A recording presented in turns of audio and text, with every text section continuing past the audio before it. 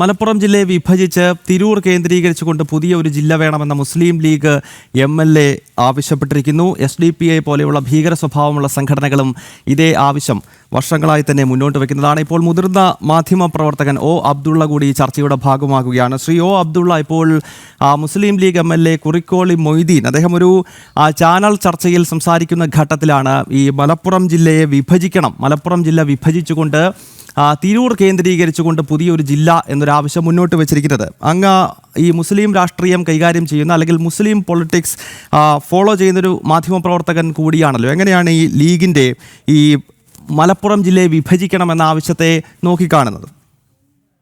അത് ഒരുപാട് പഠിച്ച് പറയേണ്ട കാര്യം. താങ്കൾ പെട്ടെന്നൊരു ചോദ്യം ചോദിക്കുമ്പോൾ ഇത് മലപ്പുറം ജില്ല എന്ന് കേൾക്കുമ്പോഴേക്ക് തന്നെ ആദ്യം ഒരു പരിഭ്രാന്തി, രണ്ടാമത് അതിൽ എന്തെങ്കിലും സംഭവിക്കുമ്പോഴേക്ക് രാജ്യം വിഭജിക്കപ്പെടുന്നു എന്ന തരത്തിലുള്ള മുറവിളി, ഇതെല്ലാം മുൻവിധികളാണ്. ഒരു ജില്ല, അതായത് മലപ്പുറം ജില്ല വളരെ വലിയൊരു ജില്ലയാണ്. അപ്പൊ ജില്ലകൾക്ക് വേണ്ടിയുള്ള പലതിന്റെയും വിഹിതങ്ങൾ, അത് ഇടുക്കി അല്ലെങ്കിൽ അതുപോലെ ആലപ്പുഴ അല്ലെങ്കിൽ എറണാകുളം, ഈ ജില്ലകൾക്ക് വേണ്ടിയുള്ള സംഖ്യ വിഭജിക്കുമ്പോൾ മലപ്പുറം പോലത്തെ വിശാലമായ ഒരു ജില്ലയുടെ വിഹിതം ഒരുപാട് കുറഞ്ഞു പോകുന്നുണ്ട്.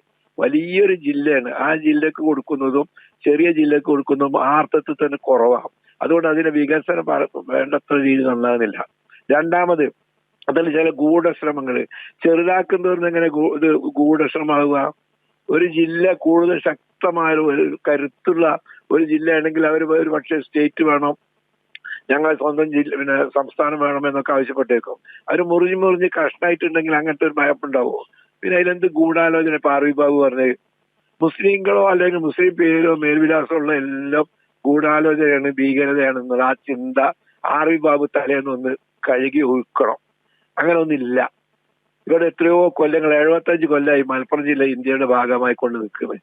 അതിലൊരു ഗൂഢാലോചനയില്ല. അത് വിഭജിക്കുകയാണെങ്കിൽ, അങ്ങനെ കൂടുതൽ വികസനം സാധിക്കുകയാണെങ്കിൽ 14 ജില്ലകൾക്ക് കൊടുക്കുന്നതിനകത്ത് ഒരു വീതം കൂടി അവർക്ക് കിട്ടുകയാണെങ്കിൽ അവർ കുറേ കൂടി അഭിവൃദ്ധിപ്പെടും. ഇപ്പൊ തന്നെ മലപ്പുറം ജില്ല വലിയ തോതിൽ അതൊരു ജില്ല ആയതോടുകൂടി വിദ്യാഭ്യാസപരമായി മറ്റും വളരെ ഉയർന്നു. അപ്പം അവര് കോപ്പി അടിച്ച് പരീക്ഷ പാസ്സാരാണ്. മലപ്പുറത്തെ കുട്ടികൾ കോപ്പി അടിച്ച് പാസ്സാണ്. മലപ്പുറത്തെ കുട്ടികളെ വിമാനം പാർപ്പിക്കുന്നത്.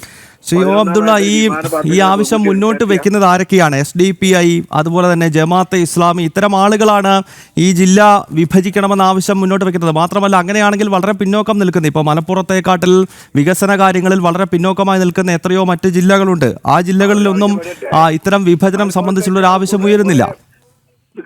മലപ്പുറത്തേക്കാൾ വളരെ പിറകിൽ നിൽക്കുന്ന കുറെ ജില്ലകളുണ്ടെങ്കിൽ ആ ജില്ലകൾ വിഭജിക്കണം. അത് ആ പ്രദേശത്തുകാർ ആവശ്യപ്പെടണം. ഇപ്പൊ മലപ്പുറത്തുകാർ ആവശ്യം ഉന്നയിക്കുമ്പോൾ അവിടെ അതിനേക്കാൾ വലിയൊരു ജില്ല ഉണ്ടെന്ന് പറയല. പണ്ട് ആന്ധ്രാപ്രദേശും നമ്മളെ മലബാറും എല്ലാം കൂടി മദ്രാസിന്റെ സ്റ്റേറ്റിന്റെ കീഴിലായിരുന്നു. അത് ആന്ധ്ര സംസ്ഥാനം ഉണ്ടാവാൻ വേണ്ടിയിട്ട് ഒരുത്തൻ നിരാഹാരസഭ നടത്തി മരിക്കേണ്ടി വന്നു. ആന്ധ്ര വിഭജിച്ചുകൊണ്ട് ഇവിടെ എന്തെങ്കിലും പ്രത്യേകിച്ച് സംഭവിച്ചോ? അങ്ങനെ ഒന്ന് മുൻകൂട്ടി കണ്ട് ഇതൊക്കെ എങ്ങനെ പരമാവധി വികസിപ്പിക്കാൻ കഴിയുമെന്നും വികസിത രാഷ്ട്രങ്ങൾ എത്രത്തോളം ഇത്തരം കാര്യങ്ങളിൽ എന്തൊക്കെ ചെയ്യുന്നൊക്കെ.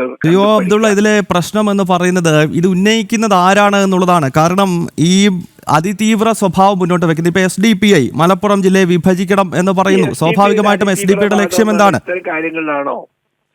SDPI തീവ്രവാദ സംഘടന എന്ന് പറയാം. RSS SDPI തീവ്രവാദ സംഘടന അല്ലേ? SDPI തീവ്രവാദ സംഘടനയാണ്, അതൊരു ലക്ഷണമൊത്ത തീവ്രവാദ സംഘടനയാണ്.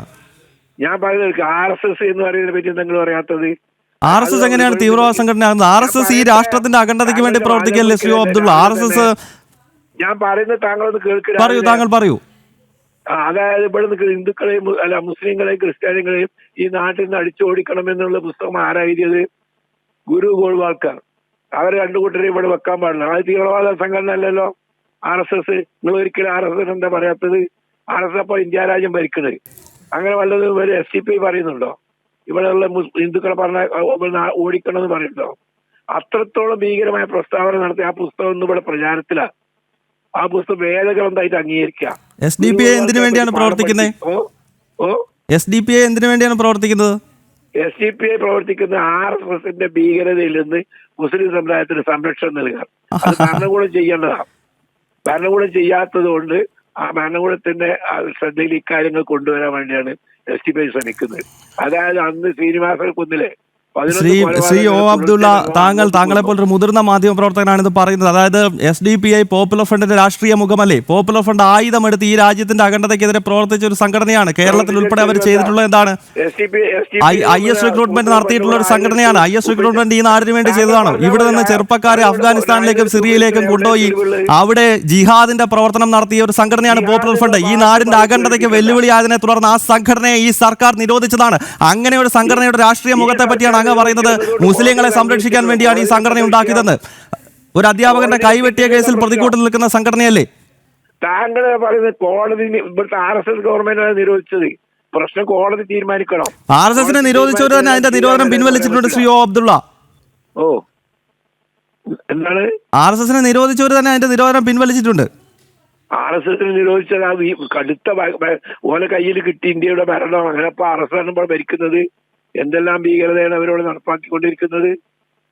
അതുപോലെ മറ്റൊരു കൂട്ടർ വന്നിട്ടുണ്ടെങ്കിൽ ഓരോ നിരോധിക്കുക, തടയുക ചെയ്യും.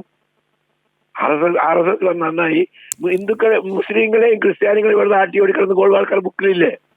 അത് താങ്കൾ ശ്രദ്ധപ്പെട്ടിട്ടുണ്ടോ? ഞങ്ങൾ ഇവിടെ ജനിച്ചവരല്ലേ, ഹിന്ദുക്കളും ക്രിസ്ത്യാനികളും മുസ്ലിങ്ങളും. ആ ഭീകരത ആദ്യം അവസാനിപ്പിക്കാൻ അതിന്റെ കൗണ്ടർ പ്രൊഡക്റ്റ് ആണ് ഇവിടുത്തെ SDPI ഭീകരത. വളരെ നന്ദി ശ്രീ ഒ അബ്ദുള്ള ഈ ഘട്ടത്തിൽ പ്രതികരിച്ചതിന്. മലപ്പുറം ജില്ലയുടെ വിഭജനം സംബന്ധിച്ചുള്ള വിഷയമാണ് വളരെ പ്രധാനമായി നമ്മൾ ഈ ഘട്ടത്തിൽ ചർച്ച ചെയ്തത്.